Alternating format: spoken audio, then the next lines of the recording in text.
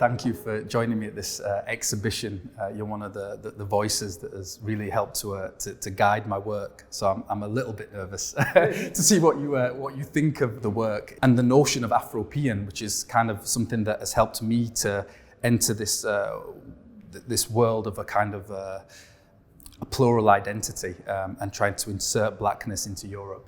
Afropean speaks to me. I think it's a powerful term, a powerful concept. It brings up to me the term Afropolitan, but I clearly also see the difference because Afropolitan speaks to a class of people with African roots, African backgrounds, who really have made it, who live in Berlin and New York City and London and Ibiza, very successful people. So there's a class element to it, whereas Afropean is a much more inclusive term for people with African backgrounds. It's funny that you mentioned Afropolitanism because if I'm being honest, I think I did begin thinking of the term Afropean in terms of the success stories of Black Europe. But as I was kind of trying to write about and document these success stories, I realized that in a way I was leaving so much of myself out, of somebody who, has written this book now, but is from a working class background. And I realized that Afropolitanism didn't always deal with people like me and where I'm from. So Afropean for me has been something that has constantly moved, and it's not something either that I want to harshly define. I want to use it as a kind of an idea that can be progressive and also in a way futuristic. Like there's a dreamlike quality about it, because I know that maybe some people might think of this notion of Afropean, of the combination, the unhyphenated combination of Africa and Europe together as being a little bit naive in a certain way or even oblivious.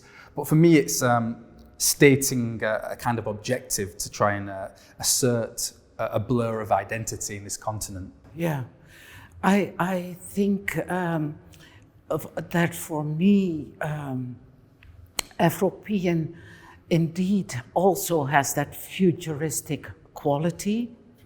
It may not be fully here yet, that we are fully connected to Black people in other European nations. We don't know that much about each other. Where I live in the Bijlmer, there are people from Suriname, but also people from a lot of African nations. Ghana, Nigeria are very prominently present, but that isn't to say that there is an organic unity between the groups, not at all, on the contrary. So Afropean also harbors difference, very many differences between different groups, depending on their ties to the Dutch state, whether there is a historical tie or not at all. But what is really become clear to me also through your book, and increasingly after seeing what is happening with the COVID crisis, Black people in Europe, I think, have something in common, is that they are largely invisible a lot of the time, but they keep the economy going. They are in vital positions, like in public transport, in healthcare. They are the people who are filling the supermarkets, delivering goods. So they are in vital positions, yet they are cleaning, also a very important one. So you write a lot about how you are in public transport, and that is where you meet, where you see Black people. They are the ones who invisibly keep the world going, and they are not recognized for it most of the time. So that is one very strong message that I get from your work. Yeah, I think especially visually, what I was really keen to do is try to avoid a black identity of superlatives, like either on the one hand hyper successful people in public roles, or on the other hand people in the ghetto. I was searching for an everydayness to try and demand a human experience connected to blackness that is not this inflated idea of what blackness is. I wanted to capture an everydayness, and I think the reason why I spent so much time on the metro was so that I could get, you know, not just people protesting or people partying, but people commuting, taking their kids to school. You know, that for me is really important, because I feel like so often those kind of sometimes contradictory but nuanced depictions of black people is so often missing, especially in the mainstream press, and definitely in travel guides as well. You know, when I was traveling Europe initially on this like mainstream travel guide, and it has this picture of these two white people in a beautiful place in Europe, and it was this cozy idea, and I very quickly had to try and dismantle that, which has been a real process actually. But I think Afropean has been something that allowed me to step into a kind of liminality. I think I want to invite you back to come to the Bijlmer, because I would like you to take into account that a lot of the African people who live in the Bijlmer sometimes have 2 or 3 jobs a day to keep their families afloat. There is an entire continent that is submerged that you do not read about in mainstream media at all. And it's like you have to live there to be aware of what life looks like for people from the continent. What I was trying to do with my work is insert images and stories into the archive, but of course that comes with leaving things out as well. I had to edit the book. I didn't tell the story of people from Africa in the Bijlmer, for instance. I focused mainly on Suriname. Also, one of my big regrets was that I had to restrict myself to certain countries and to certain cities. That it's all main cities. There's nothing about rural black life in Europe, which was tricky. And I guess you have to start somewhere in a certain way. But then, I'd be interested to know where you think maybe I could take this next, or what I could do to try and increase the notion of Afropean, or at least Black European identity. Right. It's everywhere. The vestiges of empire.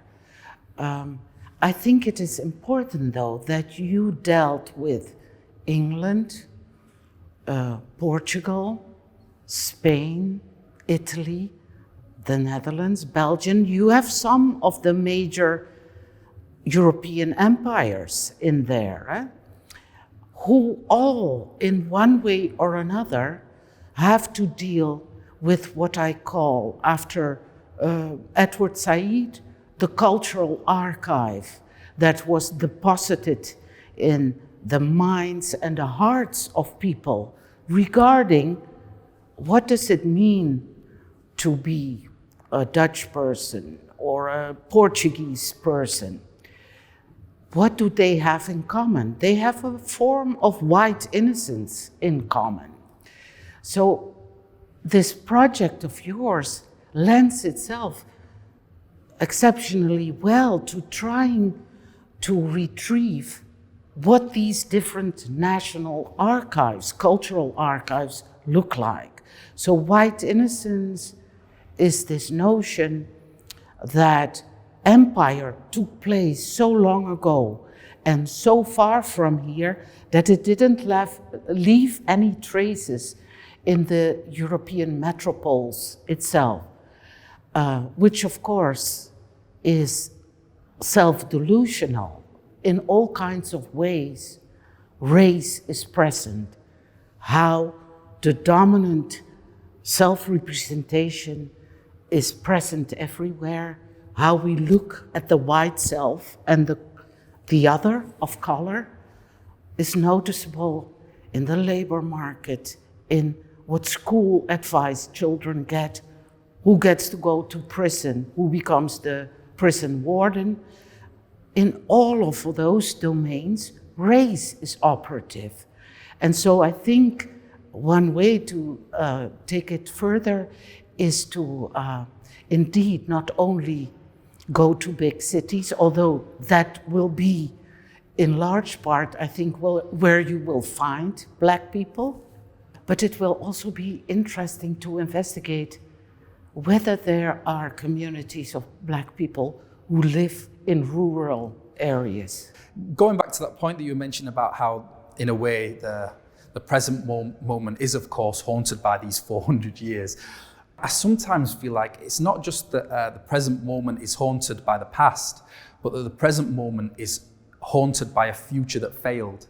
You know, so the notion of colonialism as something that was a proposal for the future that didn't work out in the post-war years, and how that then ties into this notion of a post-colonial melancholia, of a grieving not just for the past, but a grieving for a future that didn't come to be, in a way. Right, a present and a future that didn't come to be, because the present in many European nations like the UK, like the Netherlands, this wasn't promised to us. We were the ones who would always take first stage, and that hasn't come about. And this feeling is fueled by right-wing parties in the Netherlands that taps into these feelings of discontent, resentment among the white population, that it has been pushed aside by all these newcomers, no matter whether you have been here, like myself, for 70 years. I'm a newcomer still, which entails all kinds of consequences for my rights to speak, for my rights to be a knowledgeable person. So all the time, my expertise is questioned. How do you know all those things? You know, I may be a full professor, that is not recognized. This is very strong, this feeling of who do you think you are, that you are able to judge and evaluate us. So there's all kinds of discontent and resentment going on around this lost empire, which has left all kinds of feelings of discontent in the present and a future that is not going to look like what people had envisioned. So yes, I fully agree with that it is both about the past, about the present, and about the future. Gloria, I've been thinking a lot about this notion that you propose, that you've kind of taken from Edward Said, this notion of the cultural archive, and how I feel like in photography there are a lot of sort of, which is dominated by white middle class men still to this day, of how that weight of the cultural archive propels so much mainstream photography. And then thinking about how I can, as a black working class photographer, try to challenge what I feel like is almost a neo-colonial pursuit in some ways, because it comes from photographers like Henri Cartier-Bresson, who, although they're humanists, learned this way of shooting that was from actually hunting wild game in a colonial French Africa, you know. And how do I take different kinds of photographs and not just take them but present them in a more nuanced way. So it was an attempt to challenge this sort of each individual photograph of a decisive hunted moment and put together what I call like a bricolage of blackness. Yes. A blackness that never really is totally coherent, but when you look at it from a distance, suggests connectivity. Yeah. Of this wall, I like several photographs a lot, but I like her especially because it so illustrates to me how blackness takes form in specific contexts, like this is a black Dutch girl who naturally rides a bicycle, you know? So you wouldn't so easily find bicycle riding blacks in other countries. So I find that a real striking picture. I like it a lot. I was really trying to surf the fine line of the cliche. So I wanted to play around very often with national cliches and try and quietly subvert them. So like you were saying, I wanted to take an image that was definitely, most people would recognize that as being in the Netherlands, but I wanted to suggest a kind of a black normality within the Netherlands. I initially set out thinking, I'm going to document Black Europe.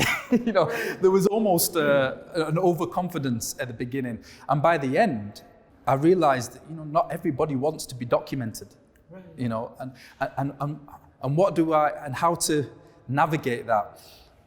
So as a photographer, on the one hand, I feel like your role is to show that this existed and to insert